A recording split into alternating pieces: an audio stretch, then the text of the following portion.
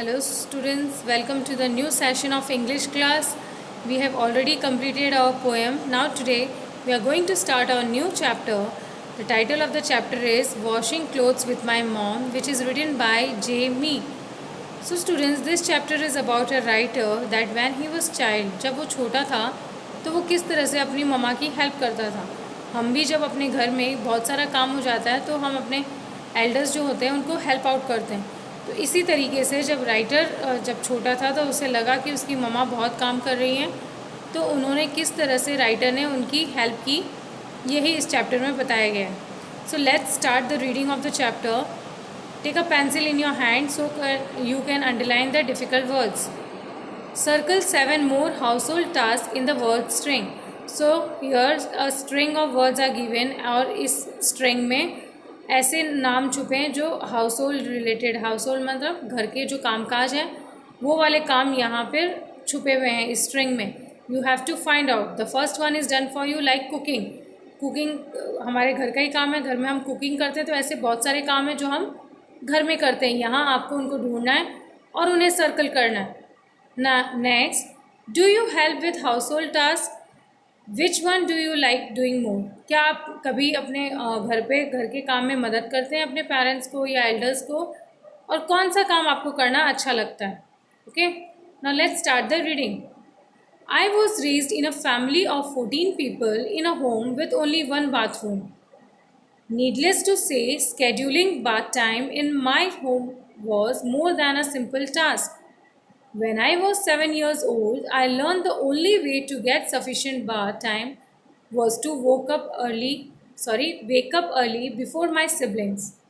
My mother gave me an old wind-up clock so I could wake up early. So here writer is mentioning that in his family there were 14 people. Writer की जो family थी उसमें कितने लोग थे? 14 लोग थे. और लेकिन नहाने के लिए जो बाथरूम था वो सिर्फ एक ही था. So you can imagine how they have to manage. Needless to say, scheduling bath time in my home was more than a simple task. So the writer is saying कि ये टाइम टेबल बनाना कि कौन पहले जाके नहाएगा, किसका number पहले है या किसका बाद है, ये सबसे डिफ़िकल्ट टास्क था हमारे घर में मैनेज करना. बिकॉज़ ये तो हमें भी समझ में आता है कि अगर बहुत सारे लोग होते हैं और एक वॉशरूम या बाथरूम होता है तो how it is difficult to manage. Okay, so यही डिफ़िकल्टी राइटर की फैमिली भी फेस कर रही थी. Scheduling means to make a time table, proper time table set करना. और okay, when I was 7 years old, I learned the only way to get sufficient bath time was to wake up early before my siblings.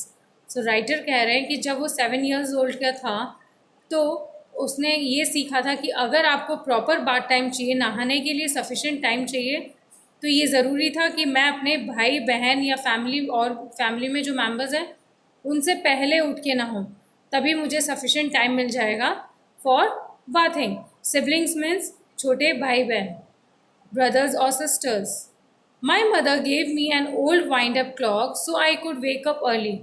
So मेरी मम्मा ने मुझे एक पुरानी wind up clock दी थी because writer को बहुत डिफ़िकल्ट लगता था बाथ टाइम मैनेज करना. So the writers mother gave him a old wind-up clock. Writer की मदर ने उसे एक पुरानी वाइंड अप क्लॉक मीन्स वो वाली अलार्म क्लॉक जिसमें चाबी भर के हम अलार्म सेट करते हैं, तो राइटर की मम्मी ने उसे वो दी थी ताकि वो उसमें अलार्म सेट करे और मॉर्निंग में जल्दी उठ जाए. The first morning I use the alarm. I woke up at 5:30, walk down stairs as quietly as possible and had a bath. So पहली सुबह अलार्म देने के बाद जब राइटर ने अलार्म सेट की तो सबसे पहली सुबह जब वो उठा तो ही वोक अप एट 5:30, 5:30 बजे सुबह उठा. He walk down stairs as quietly as possible. Down stairs means सीढ़ियों से नीचे आना. सो राइटर बहुत धीरे धीरे सीढ़ियों से नीचे उतर के आया. And had a bath. While I bathed I heard dad stirring in the bedroom which was adjacent to the bathroom. जब राइटर नहा रहा था तो उसे पास वाले कमरे में, एडजेसेंट मीन्स नेक्स्ट टू, जब कोई भी रूम या कोई भी चीज़ हमारे next to means it is very near to us, हमारे बाजू में ही होती है, उसे बोलते हैं हम एडजेसेंट। ओके, सो राइटर के जो फादर थे उनका बेडरूम बाथरूम के एकदम पास ही था। सो राइटर को लग रहा था कि वहाँ कुछ हो रहा है। So he was hearing, he could hear the stirring. After I completed my bath, I was walking back upstairs when I heard a buzzing in the basement. जब राइटर ने अपनी बाथिंग कंप्लीट कर ली, so he was moving towards the he was going upstairs, ऊपर की तरफ जा रहा था, सीढ़ियों से ऊपर की ओर जाना। तो राइटर ने कुछ बजिंग साउंड सुना। Buzzing a type of sound, जैसे हम मशीन वॉशिंग मशीन जब चलाते हैं तो उसमें एक साउंड क्रिएट होता है, that type of sound is known as buzzing sound. Buzzing in the basement. So what is basement? Basement means कई घरों में जब नीचे की तरफ जाके अंडरग्राउंड में कुछ रूम्स वगैरह बना होता है, तो उसी तरह से राइटर के घर में भी एक बेसमेंट बना था। I tiptoed to the basement landing and looked around the corner of the stairs. Tiptoed means जब हम बिना पैरों की आवाज़ किए और सिर्फ टो और एड़ी के सहारे से जब वॉक करते हैं, that is tiptoed to the basement landing and looked around the corner of the stairs. और स्टेयर्स सीढ़ियों के कोने में वो राइटर इधर उधर देखने लग गया। Mom was bent over our dryer pulling clothes out and setting them on the table. तो राइटर ने क्या देखा कि मम्मा है वो ड्रायर पे झुकी हुई है और वो धीरे धीरे ड्रायर में से कपड़े निकाल रही हैं और उन्होंने टेबल पे कपड़े सेट कर रही थी वो। शी वॉज सिंगिंग एंड जब हम अकेले होते हैं, कई बार कोई भी काम करते हैं तो हम गाना गाते हुए उसमें डीप में, मतलब कोई भी बिज़ी हो जाते हैं उस चीज़ से।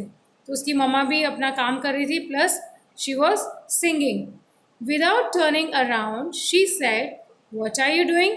तो उसकी जो मम्मा है उन्होंने पीछे मुड़ के नहीं देखा, लेकिन फिर भी उन्हें पता चल गया। राइटर तो बहुत धीरे धीरे गया था, लेकिन फिर भी उसकी मम्मा को पता चल गया कि पीछे कोई है। तो उसने पूछा कि तुम क्या कर रहे हो? I heard buzzing, I said. What are you doing? So writer said कि मुझे तो buzzing sound सुनाई दिया, इसलिए मैं यहाँ पे आ गया। मम्मा आप क्या कर रहे हो? Washing clothes, she replied. मम्मा ने कहा कि मैं यहाँ पर कपड़े धो रही हूँ। This early? इतनी सुबह? 4 days a week, she replied. तो मम्मा ने जवाब दिया, हाँ बेटा इतनी जल्दी, और मैं हफ्ते में 4 बार इतनी जल्दी ही उठकर कपड़े वॉश करती हूँ। Because there are many family members in there, मतलब उनकी जो फैमिली है उनमें 14 लोग हैं, बहुत सारे मेम्बर्स हैं, तो उनके कपड़े धोने में टाइम भी लगता है और घर में और भी बहुत सारे काम होते हैं। तो ये वाला काम मम्मा जल्दी उठ के उसकी जो मम्मी है वो फिनिश करती थी। So students, I stop your today, और इसका जो नेक्स्ट पार्ट है we will continue in our next video. Okay, now you can read this page, underline difficult words and learn the spellings. Okay, that's all for today. Thank you.